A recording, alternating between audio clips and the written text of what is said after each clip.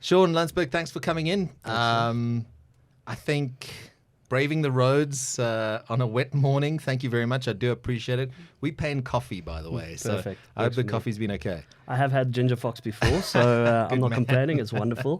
Nice Just a little shout plug out. there. Yeah, a little bit of plug. Okay, I'll be sending you some beans. But before we get into this, on your LinkedIn page, right, it says psychologist specializing in sports psychology, Yeah. BVP sports psychology, but I believe that's changing. That has changed. In January, my partner and I, so the BVP Sports Psychology, Theo Bezano, little shout out to him as well. Yeah, good man. Yeah, good man. Obviously, big in the industry. We just came to a mutual decision that, it'd be best if we so-called split the practice. Okay. And I'd go on my own journey. From January this year, it's been LBP Sports Psychology. So Bezano's still in there as a name, but gone really well.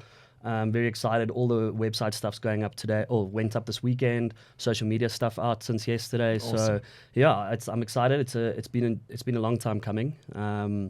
It's great working in collaboration with someone. I think it's a completely new journey working by yourself. Yeah. Taking on that role of business owner as well. But it's been wonderful. I mean, I can't complain. It's post COVID. It's been a challenge, but exciting at the same time. So give us your details. Like, let's get websites and that out of the way while we're doing plugs and shout outs. So it's LBP, Sports Psychology, sport, not sports, sports psychology. And then that'll be social media in terms of the LinkedIn account, Instagram, Facebook. Basically all the ones that we need to cover, and then as well as obviously the website that's up and running now, and you can book through the website as well. Direct line to my email address as well as my cell phone number. You can look at all the services and the packages that are available. Cool. Obviously very much sport related, performance enhancement mainly. We delve into a lot of things. There's a bit of corporate training in there. There's group psychology, group sessions, things like that. So, like I said, excited, taken a long time to get here, and looking forward to it. So the main sort of business for you is sports psychology. That's right now, right? Like 70%, 80%, or where are we? No, I think closer to 90. Okay. So when we're talking about sports psychology, I think that is the big separation between sports psychology and mainstream psychology. Just a sort of disclaimer. I think the big thing that a lot of people in South Africa aren't really aware of is that you don't actually get a sports psychologist in South Africa, or you're not allowed to call yourself that, rather. In South Africa, you can only register as a psychologist, so whether it be a clinical or counselling psychologist, and then you can say with a specialization in sport. Okay. So I am technically a registered counselling psychologist with a specialization in sport. There's not many places that do the specializations anymore. Fortunately, I was one of those that could finish that side of the specialization. We are all psychologists are actually counseling or clinical psychologists are the main two ones that have then gone and specialized in sport after that. Yeah. Okay. Well, I've learned something new today. I'm fascinated. How did you get into this? Was it a yearning to help people? Was it? I know you're a huge sports fan. Yeah. Was it the sort of merging the two? It started with just a passion for sport. I think, like you said, avid sports lover, absolutely love it. Played rugby, cricket, did a bit of, tennis at the time. Wasn't great at it. Golf, obviously. Still great sport. Tennis, great sport. No, absolutely. Just avid sports lover that, I said to my dad, I'm not really sure what I wanted to study at the time. Marks were okay enough to get into most things, but not everything. I decided I wanted to maybe go the biokinetics route. Kept me in sports. I went and did human movement science at Tuks. At Tuks, greatest university in the world, basically. I'm not gonna disagree. I'm not gonna disagree. Just a little bit biased. Just a little bit. No, 100%. No, a wonderful sporting faculty, which is absolutely. I mean, it was right up my alley. So I did the human movement science thing. Again, wasn't 100% sure at the time. I mean, I was 3 years in and still not sure where I was going to go with this and sort of how I was going to see where I saw my future. And then fortunately enough, at the middle of my third year, we had to take electives. And one of my electives was sports psychology. I went and did it, and I did quite well. And I thought, well, this is quite interesting. Yeah. And just the more I did it, there were 2 electives at the time. Only literally in 6 months, I made up my mind to go, well, I love this. I did a bit of research, and obviously the thing that you get caught up with is that you have to do mainstream psychology, so you have to go do the clinical counselling, sort of go into that world. But I did it. I was like, I'm going to brave it. I'm going to go all the way. It's basically 8 years of studying without your sort of internship here. And I did it. I got into my honors, got into the honors program, which again, mainstream psychology, no sport related at all. But I knew if I get into masters, which then if you get your masters, you can And practice. that's tough, eh? Yeah. To get into that, that's tough. I think it was 120 people that applied, and only 5 of us got mad. in. So That is mad. it is. Yeah. I mean, look. Fortunately, I was extremely lucky. It was just right place, right time sort of thing. Being a male, there was a guy that was in the sport sort of things and professional, sort of a professor doing the sport elective at the time. And he was looking for a new male to come in, and I just happened to be at the right place, right time. So got into my master's program, went through it, did the master's, actually worked at a rehab center for a year. Wow. Yeah, so that was part of my internship. Again, Was that hectic? very.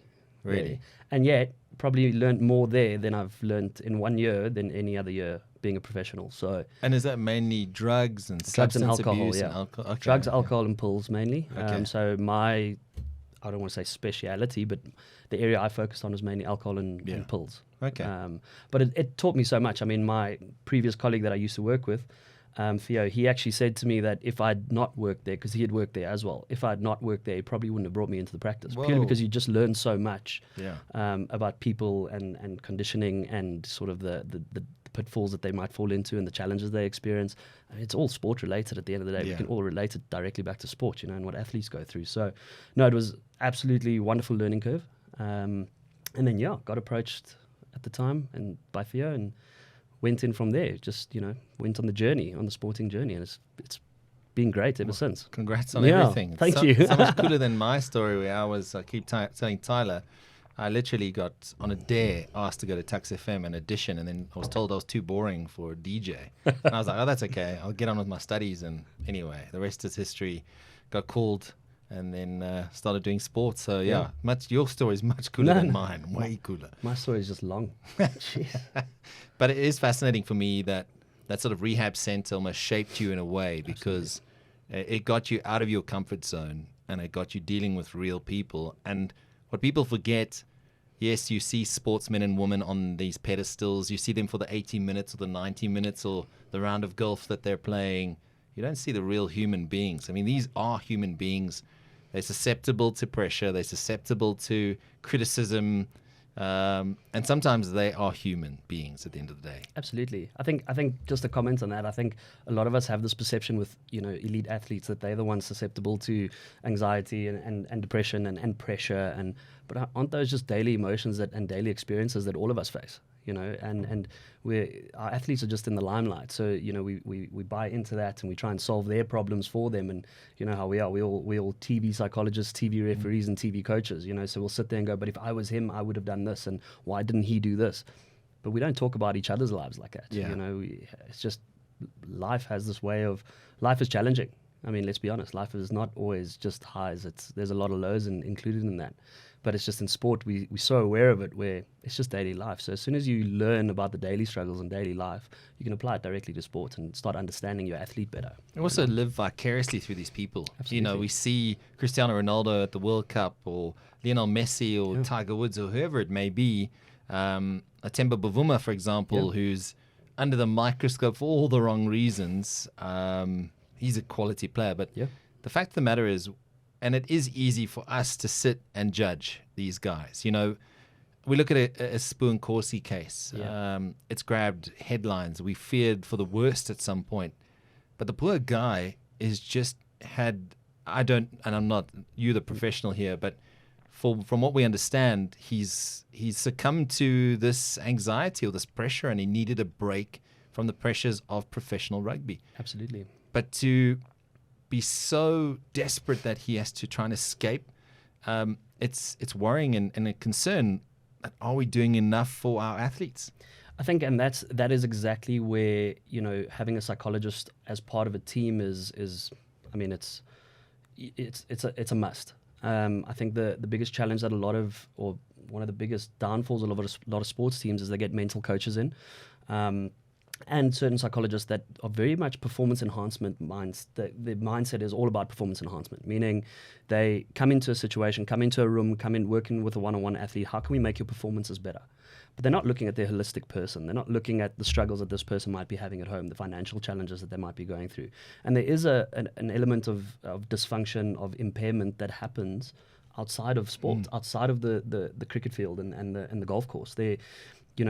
We are holistic beings, and unfortunately, if one area of my life is suffering, it's going to impact the rest. That's a fact. I mean, we look at daily things. I mean, if I wake up the morning and my wife, for example, is in a bad mood and she takes it out on me, for example, I'm going to be in a bad mood, and I'm definitely going to carry that over into my workspace. As much as I feel like I'm quite neutral and happy-go-lucky, but the reality is that I'm impacted at home. And if someone is sick in my family, if something's happening outside, if I had a bad day at work, I'm gonna bring it home. As much as I can try and be aware of it and mindful of it, the reality is that it does impact. And I think that's where a case like Sbu, we've got a lot of performance specialists, and especially from the mental side, and that's great, and it's wonderful working on the performance side of things and making you as an athlete better and how to cope with certain challenges and pressures on the field, etc. But the reality is, how many of those conversations are actually happening around, how's your mom? How's your girlfriend? How's your wife? How's your financial status looking at the moment? I don't think those conversations are being had with a lot of athletes, and I think we should make it more mainstream. It brings me to the whole, if we go back to 2019 Rugby World Cup, the Springboks had a Schalk Brits sort of come into the mix. Schalk Brits, I love the guy. He's a quality player, but he's probably not the best hooker, if you know what I'm trying to say, with all due respect. At that point in his career, at his age.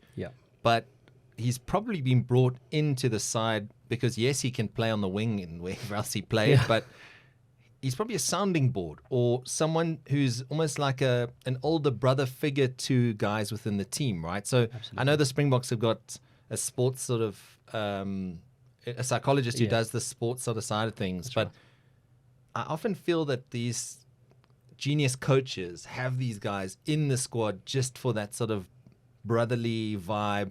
Hey, geez, my girlfriend's having whatever it may be. Is that what you see? Is that how you read it? Look, it's how I interpret it. Unless I'm obviously in the team room and sort of within the squad, I won't necessarily be able to tell you. But yeah, it is definitely my interpretation of why someone like that will go in. I am a little bit biased with Schalk. I think Schalk's amazing. I've always loved him. I know he's a great guy. I played rugby and I was always the smaller hooker. I know it doesn't look like it anymore, but I was a smallish hooker and I used to look up to Schalk. But no, I think they did the same with Bob Skinstad the year before, the World Cup before. And I definitely think, having that experience, having that lived a certain type of life, you've experienced it. We always say experience is wasted on the old. And we wish that, as older guys with all the experience, we wish we could take it back 20 years. And I think that's exactly what a guy like Schalk Brits can offer, is that experience for the last 15, 20 years of my career. This is what I've been through. This is how I went through it. And you hit the nail on the head when you say he's a sounding board. And even if it's not necessarily a sounding board for a one-on-one individual, just maybe speaking up in the team room and just saying, hey guys, have you guys thought about this? What about, when I was in that situation 4 years ago, this is how I sort of dealt with it. And it just plants the seed in that athlete's mind to go, maybe he's onto something there. It's not I don't have to be as nervous about it. I don't have to be as anxious about it. Maybe I do need to go speak to someone if it's on a more severe case. But 100%, I think he's someone like that is perfect to have as part of a journey, especially because a World Cup journey is a journey, isn't it? That's it. It's not just pitch up on the year and then we've got a squad and let's go. It's team dynamics and relationships and all of that plays a role. And Schalk was almost the perfect guy to get in there. Also, winning teams have a great team culture. And Schalk is never short of a bit of banter and a joke, and we're going to have him on the show at some point. But I have to. I think that team culture is important. And you look at, yes, the Springboks are world champions and they haven't played maybe the best rugby this year, but we don't need to get into that. But from a team culture point of view, it's also a reason why they've been successful, is because they've got each other's backs. There's sort of this openness. That's the feeling I get from the outside, and I'm speculating because I haven't been in the squad, but looking from the outside in and having been to a few training sessions, press conferences, a few games, you get the feeling like they're in a good space. They all get on well and understand each other, and I think it's just this open sort of conversation and dialogue half the time. Absolutely. I think, we talk about group dynamics and team dynamics. I think that is part and parcel of it, is that space that you find yourself in any moment within the team. I always take it back to values. I'm a firm believer in value-driven team. A team with strong values are probably going to perform to their ability or to their potential. A lot of teams that I've worked with in the past, we've actually had to introduce values because they have no idea what it is, and values guide behavior.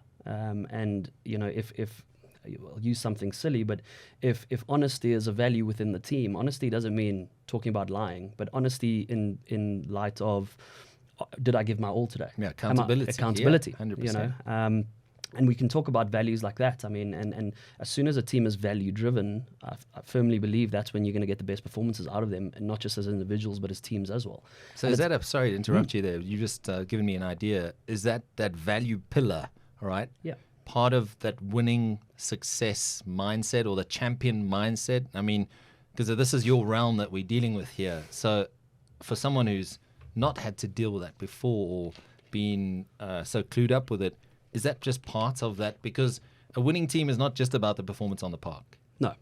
I think, especially when it comes to team sports, I think individual may be a touch different, but I think it's the foundation of team performances. And I'll tell you why. I think, and especially at an elite level, you look at the Proteas, you look at the Springboks, you look at all our elite teams, I think a lot of them arrive at a space when they get into the change room, they know they can play the game. You don't have to teach Dwayne Vermeulen how to tackle. Yeah. You don't have to teach AB how to hit a cricket ball. They know what to do and they know where their skill set lie. But unfortunately, the best teams in the world, fortunately, have got a big value-driven sort of system in place. And you talk about the pillars, and it's exactly that. I mean, what are the Springboks value systems? We wouldn't know from the outside, but they should. And the Proteas the same. And I think any mental coach or sports psychologist worth their weight in gold has introduced that at some point, and the coaches are driving it and the players are buying into it. And at the end of the day, we don't give athletes rules to say, Kurtley Beale, great example. You don't tell him, listen, you can't go out at 12 o'clock at night, tonight's curfew night. Kurtley's not going to listen to you. But if he buys into the team culture and the values that you've instilled as a team and you all believe in and you all buy into as a team, that's the thing that's going to stop him from going out. That's the thing that's going to get him into bed early. Commitment as an example. What is commitment? What does it entail? Listing all the things that lie under commitment. And if you have openness about a value like commitment, and that is part of your value system within the team, someone like a Kurtley Beale might buy into it. But don't give him rules. So there's parameters. Okay, I got you. So it's not about the parameters, it's about believing in something. 100%. Okay. And if as soon as I believe in something, there's a bigger purpose, isn't there? Yeah. And especially within the team, if I am going to go to bed early, eat right, do what I need to do, and mentally prep myself for tomorrow's event or match or tournament, I feel like I'm not letting my team down, and I feel like I'm buying into that value system, and that's where we want to get our athletes. It doesn't always happen, we don't always get it right, but it's what we try and do. So then this is my next question. BMT. I know it's an interesting subject. The big match temperament. Is that something that is derived from preparation, from values, from team culture, or is it something that some individuals just have because they can deal with pressure better than others? So I'm going to throw you a curveball, if you don't mind. I've just thrown you one. So. I think the narrative around BMT is very much, it is in the world, obviously, but I think South African sport buys into this big match temperament mentality quite strongly. I've sort of moved away from it, to be honest, in the last 4 or 5 years. And the main reason for that is if you look at, and we go back to values, you look at someone like Gilbert Enoka. I don't know if you know who Gilbert Enoka is. He's the sports psychologist for the All Blacks. Okay. He's also the most capped All Black in history. Yeah, on the sides. Yeah. Most capped All Black in history, and he's also the Black Caps sports psychologist. Incredibly successful, been there for over 12 years now, I think it was. And he brought this thing in of, a set of values, a culture, if you will, and value-driven behavior. I mean, they would have things that, I don't know if we're allowed to swear on the podcast, but go for it. Tyler will shout at you. He brought in this thing of the no dickhead policy. Okay. And if there is someone that the team believes, doesn't belong, then the team will get rid of that person. Yeah. He also brought in the thing of cleaning the sheds, or the team did, cleaning the sheds. I mean, when you have Richie McCaw and Dan Carter cleaning the change rooms at Ellis Park after they leave because it's their turn to do it, you know, I think you've got something going there. Yeah.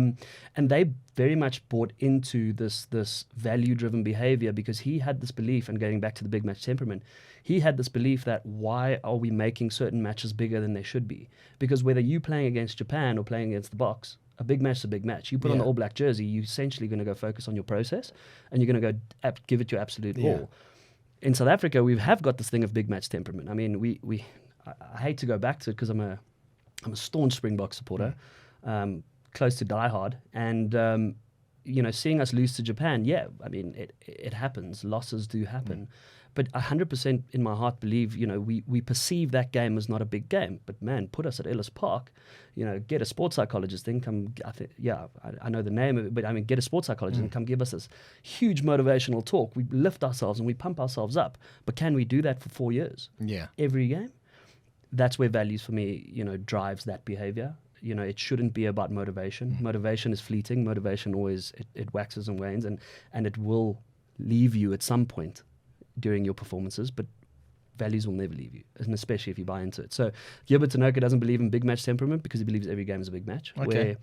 But I quite like that, actually, yeah. You know, it's just a concept that I've tried to bring into my athletes as well, is that there's no one tournament is not bigger than the other. I had a golfer the other day that now played at the Alfred Dunhill, and you know, he was working himself up because, you know, he felt, this is a big first time in, and it's going to be a big tournament, and it's so much bigger than all the rest. But I'm like, but what changes? Why is this bigger than 6 months ago when you were playing in the Big Easy, or a year ago when you were an amateur? You know, it's no difference. Yeah. It's the same level, it's the same processes that need to be applied. I get the emotions behind it, and I get the thoughts and the perceptions that it is big, and we have to manage that, obviously. But as soon as you as athlete can start buying into that certain things aren't bigger than the others, I think that's when we're on the right track, you know. So I'm going to address the elephant in the room. Please do. In a moment. But it's funny, I've been doing quite a bit of work on the Standard Bank Pro-Am series with women's golf, and, you know, we've got some incredible women's golfers there. Fantastic. But there was one golfer who, she's been playing on the European Tour. She's a fantastic golfer. And she credits her change in performance to the mental side of it. So she's been seeing can I say a sports psychologist now? Yeah, because you said absolutely. I'm not allowed to say it. Well, we still call ourselves sports and performance psychologists, but no, please do. Okay, so forgive me if I... No, please do. But she's got a process, literally from when she puts the ball down on a tee to adjusting her pants or whatever it may be, her cats or glasses, whatever, something she says to her caddy, even though it's like, you know, the process is exactly the same. And since she's adopted that, she's been playing incredible golf. So I understand what you're saying. It is that process, and in that sort of, that this is just another hole. This is just one shot of it. And maybe I'm breaking it down to the layman here, but I know you deal a lot with golfers. Yeah. That sort of confidence in the process, right? Is that what it's about? Part of it, at least. Absolutely. I think that's where routines and processes come into play. I think just, you know, sort of just understanding the difference between the two is quite important. I think when we talk about all performances have a process that's behind it. You know, a colleague of mine once said there's no coincidence to performance. So if you're playing bad, there's probably a reason for it, and if you're playing well, there's a reason for it. You know, it's understanding there's no coincidence to it. There's a reason that you did it. And a big part of my work is to understand what are those performance elements. What is the process that underlies good performances for you? And when we're talking about routines, for example, I mean, you and I wake up every morning, we brush our teeth, right? That is the set of physical movements that we do. We are part of a routine. We have a routine every morning. But it doesn't mean I'm mentally in the same space, am I?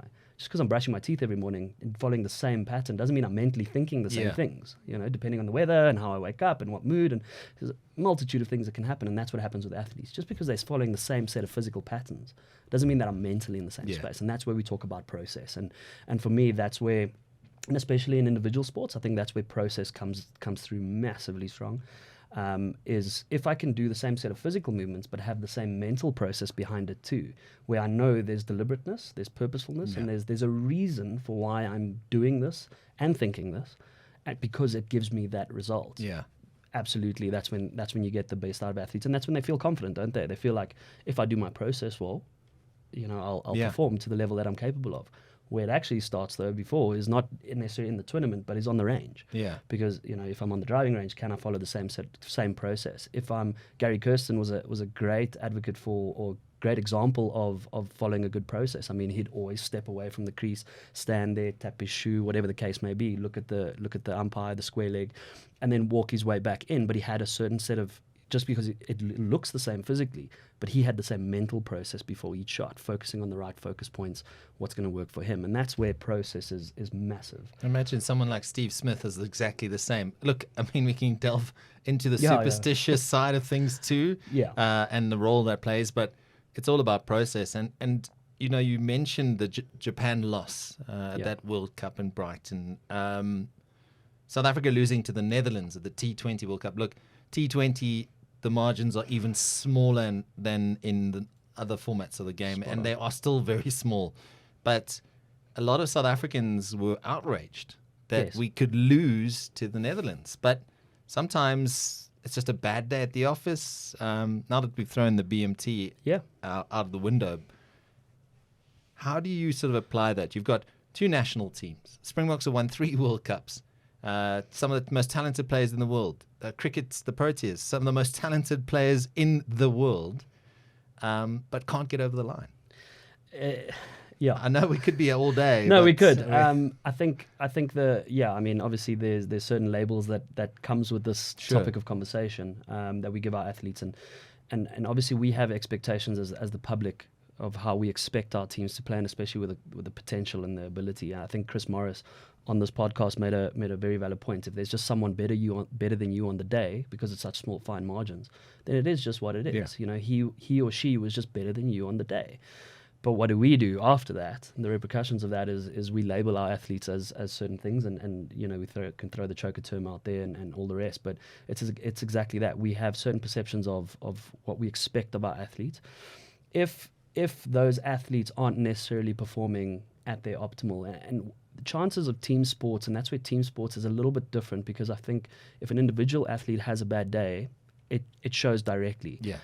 But the chances of 6-7 individuals having a bad day, a little bit less. So you expect 1 or 2 guys, for example, the top 6 of our batting order, to maybe have a bad day or 2, and that's spicy and it's doing a bit, 100%. I understand. Yeah. Completely understandable. I think when the conversation needs to start happening when 6 or 7 guys, start having that. The problem that I have with all these labels and these expectations that we have of our athletes is we're almost programming them that loss is bad. I think New Zealand culture in terms of rugby and cricket and sports in general, but especially rugby, Brazil with football, you can imagine it's almost a religion, isn't it? It's the 4th quarterfinal, right? That they've gone out. Oh my goodness.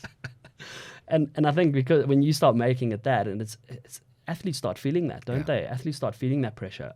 Once again, and again, I'm not in that team, and as much as I'd love to be at some point within, just a fly on the wall in certain of these teams, I don't know what happened, or what was the preparation like before, the Proteas lost to the Netherlands.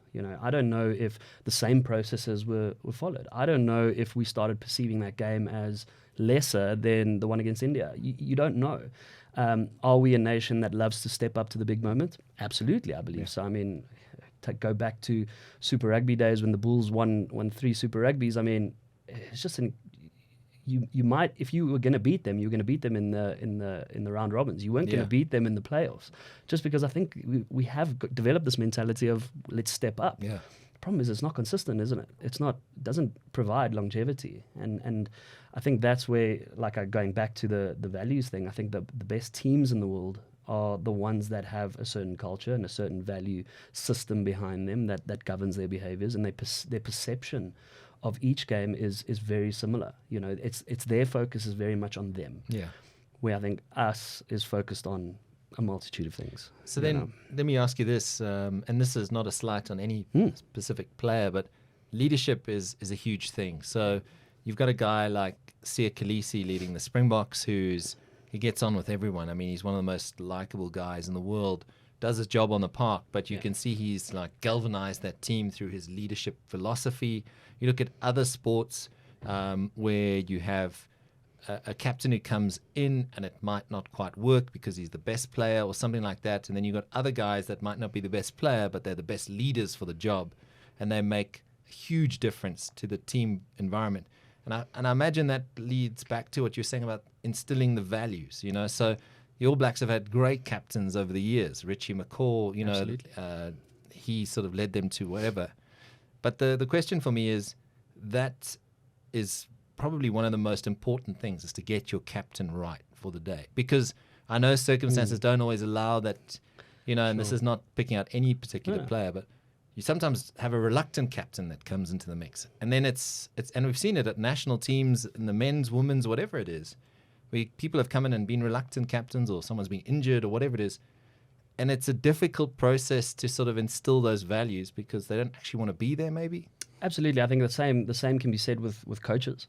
You know, seeing Eddie Jones get the sack now and you know, an assistant stepping in. Assistant can be as great, you know, in a 4-year period as anyone in the world, but, you know, having taken over World Cup preparation, short time, don't think there's going to be much change there, you know, a massive impact. I think when we're talking about leaders, I think, you know, there's obviously natural born leaders, and straight away my mind goes to someone like a John Smith, you know, where, I mean, little shout out, he was in the same school as I, so no, but I mean, I look at him and I mean, absolutely massive amounts of respect for John Smith. I think he's a natural born leader. I think there's just a way he does things and the way he sees things and talks to people. I mean, I don't think anyone ever had anything bad to say about John Smith, or not that I'd have ever heard of. But I think there's a natural born leader. You look at someone like a Sia Khaleesi, for example. I don't know his entire story. I've only read his book and all the rest, but for me, Sia was a created leader in terms of he came into a system and players bought into his personality. Players bought into the kind of person that he was. And he became a leader throughout that time. I think he became a leader with the structures that were in place and the team dynamics that were in place. I think Rassie had a big part to play there. And surrounding himself with other leaders or like-minded players. You know, Eben Etzebeth, I mean, him and Sia are inseparable, you know. Exactly. Look, I think at that level, it's a very difficult thing. I think we all have this perception. Where did we all play sport? Where did we all see leaders and captains? Is youth sport. So you look at primary school, maybe high school sport. We look at our leaders, and there we expected them to do what? Go win the toss, decide. It's a very important decision whether we bat or bowl. Yeah. You know, that's what our leaders were doing at the time. Our leaders weren't galvanizing a team. You know, our leaders weren't coming to have a talk in the ear. Dealing with the media. No. And I think that's where leadership for me at that level is absolutely huge. Yeah. I mean, everyone can make a decision whether I'm going for polls or not. Sorry, I might be stepping on some toes here, but I think anyone in the team can make a decent enough decision reading the situation to go, do we go for polls or do we go for touch?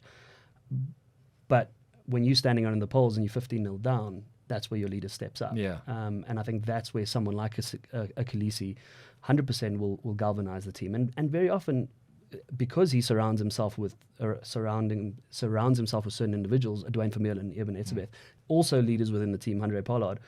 I mean, those guys often do the team talks and often do the talking behind the polls. But Sia has created that space for them to do so. Yeah. You know, and that's where, for me, leadership is huge. It's not necessarily this old perception of what a leader is. It evolves. It's ever flourishing, and it's not. Yeah, I think he's fantastic when it comes to that. So how would you describe then a champion's mindset? Because that goes hand in hand with leadership, values, talented individuals.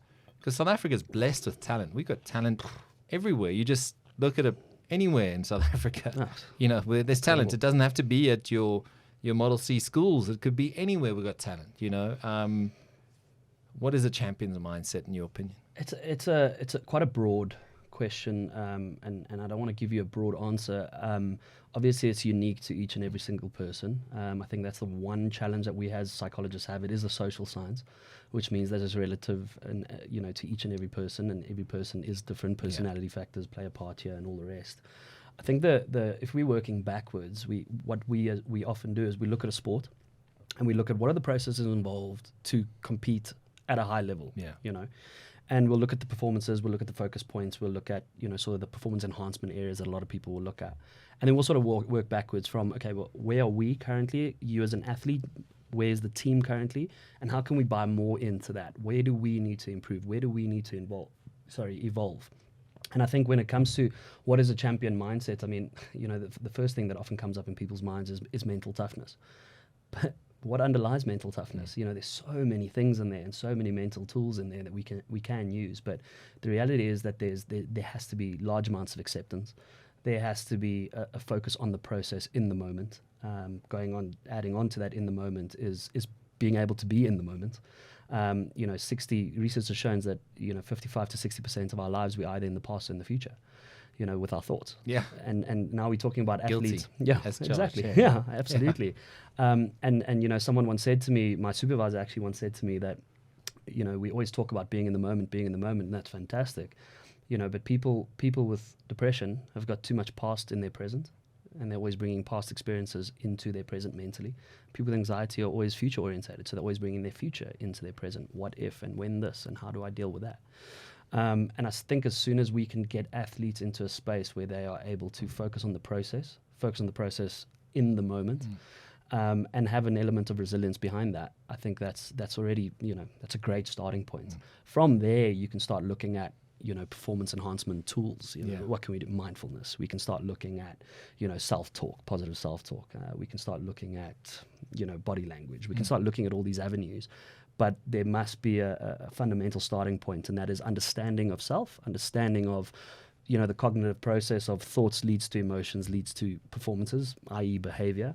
And once an athlete can understand him or herself in a certain sphere, in a certain realm, I think that is huge. Yeah.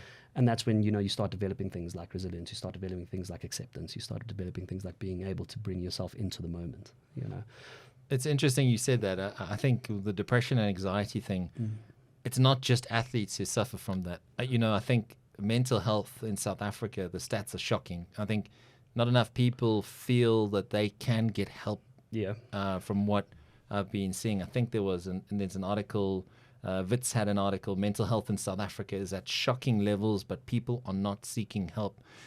Now, how do you apply that sort of to your everyday life? So obviously you have your athletes that you give this advice to, and you guide them. But for the viewers on YouTube and listening on iTunes, what is this? Because January is a stressful time of year. There's a lot of optimism and hope, but a lot of people are facing debts. They're facing all sorts of pressures.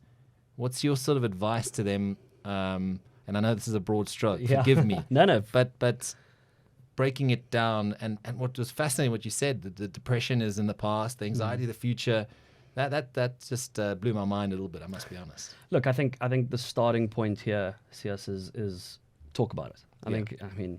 I think what a lot of us do is we've got this perception and this mentality that Cowboys don't cry. Sort of, I'm a South African male. I'm not allowed to say anything or cry anything. I think we were brought up in certain ways, and there's certain perceptions about mental health that we still need to break. Certain stigmas that we still need to break. I mean, not going too far away from the topic, but in South Africa, sports psychology hasn't boomed just yet, purely because an athlete seeing a psychologist, there's still this perception that there must be something wrong with me, and they don't want that. They don't want to go see a psychologist because there might be something wrong with me.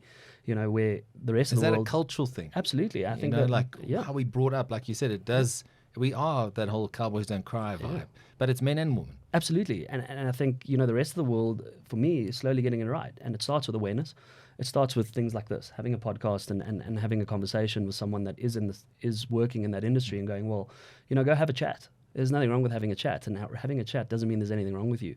Often I say to people, oh, so you're experiencing negative emotions. That is 100% of the world is experiencing what you are experiencing, or has experienced at some point what you're experiencing.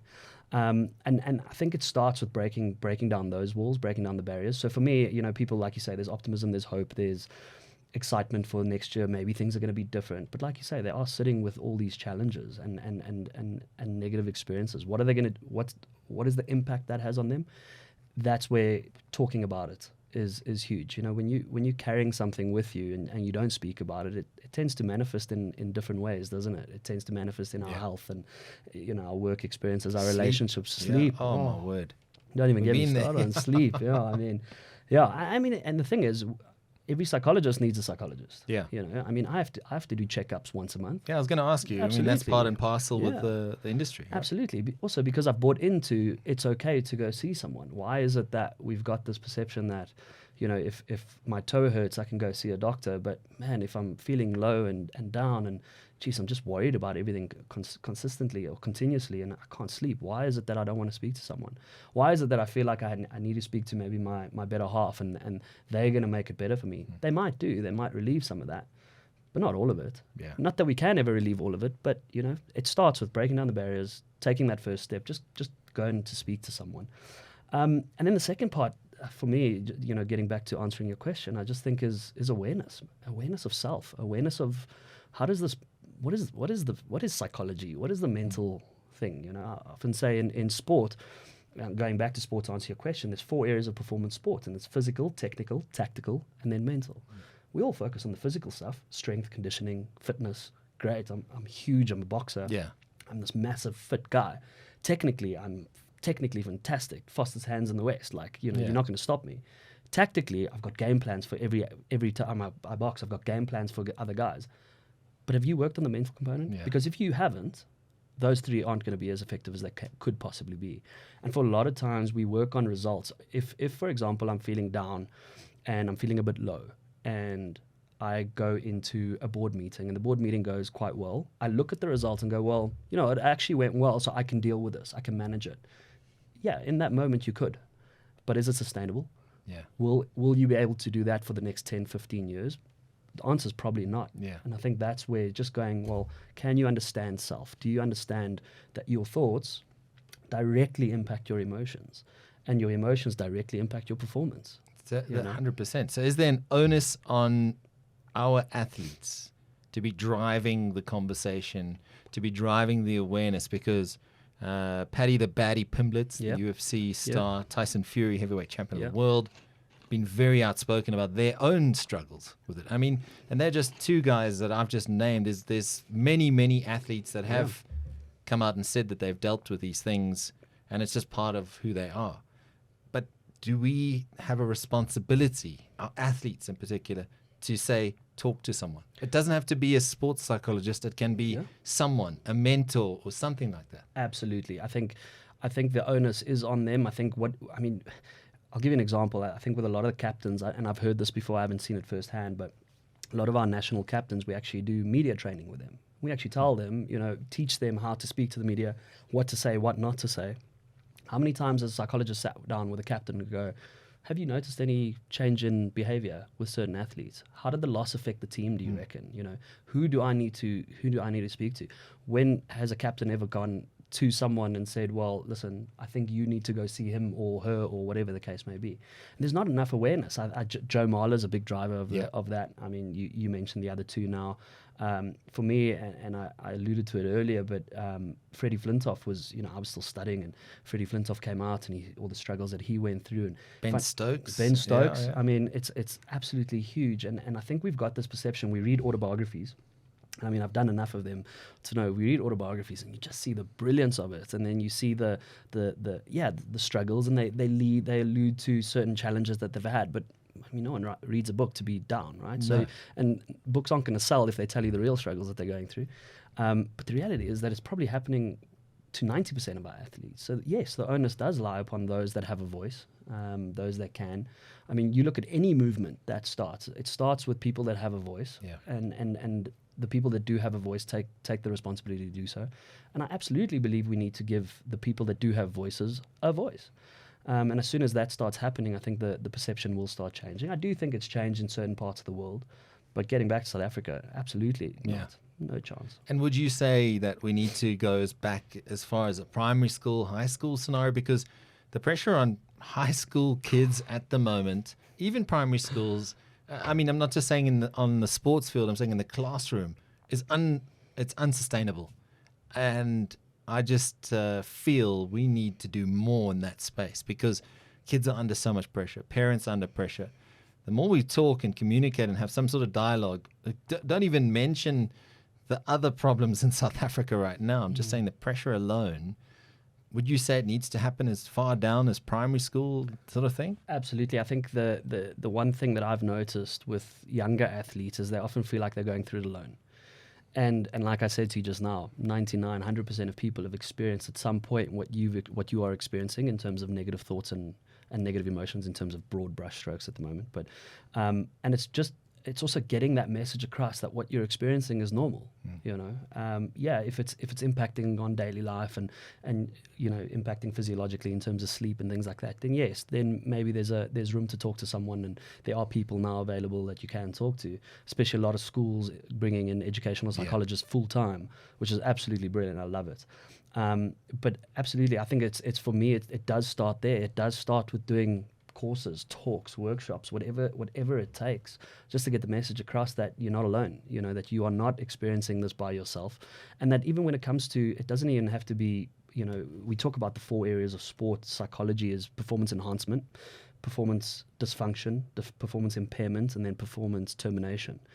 Even if it isn't impairment or dysfunction where there's something wrong with you, you know, even if it is just an athlete struggling with the stresses of why am I not performing more, why am I not better, just even that can grow into something that is debilitating, something that is, you know, going to impact performance at a later stage. It's working with coaches.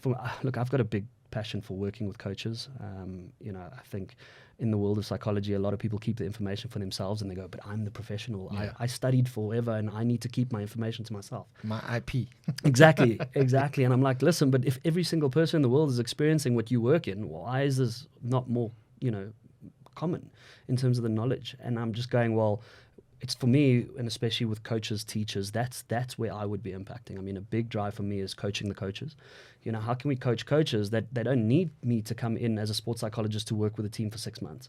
What if I work with a coach for 6 months? Because then every team that he works with for the next 6 years, you know, he's effective and he knows how to read into things and he knows what group dynamics are and team dynamics and things like that. So, and going back to sort of everyday life, are we teaching teachers? Are we working with parents to take note of these things? I think if you look it up, you can find that information. But why is that information not freely flowing? Why is it not just in your face sort of thing? You know, I do think changing the mindset of our older generation is important. I do think, you know, if I look at my grandparents, like I still think they'd go, oh, so you're a psychologist? I go, yeah. And they'll go, I'm assuming now, but they'll probably go, oh, so people pay you to talk? And I'll go, yeah. And they'll actually give you money. And I'll go, yeah. And it's literally that. It's breaking that perception that, you know, or that misconception that seeing a psychologist is bad. It's there's something wrong with me. There's nothing wrong with you. You are a normal individual and what you're experiencing is normal. And as soon as we get that across, man, I think the world will change. And I assume it can start with a cup of coffee with a friend. Absolutely. You know, like as simple as that as a starting point. And have the courage to say, listen, I'm going through stuff. Yeah. I need someone to listen. Absolutely. My friend is my wife in that instance. You know, it's just, I live by the quote of the greatest gift you can give someone is the purity of your attention. I mean, it's catharsis. That's the therapeutic process, you know, starts with just being attentive, being there, being present, and being able to share your story, whatever that may be, and someone actually listening. And not just hearing you, but actually listening to you and getting what you're saying and not even having to say a word, you know, that is therapeutic in itself. And I wish more people took note of that because I think we're in this hustle bustle world where instant gratification and, you know, racing thoughts and, you know, I don't have half an hour to have a coffee with you because I've got a meeting that I need to make in Midrand or whatever the case may be. For me, just half an hour might be the difference between that person giving up or not. So let's commit here to 2023. We're going to be more present. If the world would be more present with the people in their lives, we'd make a huge impact. You look at parents that just give your child 30 minutes to tell them, let your child ask them how their day was and let them just share their day, ups and downs, but just listen. Don't give advice, just listen. You know, if your significant other, if you see they're going through a bad time, just make a cup of coffee, like you said. Make a cup of coffee, Ginger Fox. Make a cup of coffee. And Did you get that, Tyler? Did you get that? Okay, cool. Make a cup of coffee and just go and sit down. Yeah. Have a cup of coffee and just be or attentive. Tea, whatever it is. Whatever it may glass be. of water. Absolutely. Yeah. Just be attentive. I think the world will evolve from there. I think from a psychological point of view, I mean, that's what we want to get to. I mean, yes, I would be labeled as a professional, but I would probably not. I'd probably be out of a job if the world took note of that. Yeah. You know, which I'm all right with. Well, Shaun, thanks so much for being on the show. Keep up the amazing work. I know Thanks, a lot of athletes are benefiting from your guidance and input right now. And long may it continue. And good luck with the new venture. Thank you. And yeah, I think being present is one of the big things I've taken out, and that we definitely need more people to stand up and say it's okay to not be okay. Absolutely. Absolutely. Thank you very much for having me. Yeah, hope there was something, that a little pearl of wisdom every now and then that someone can take from it. But yeah, much appreciated, and I look forward to our next chat. Thank you so much. Awesome. Thanks.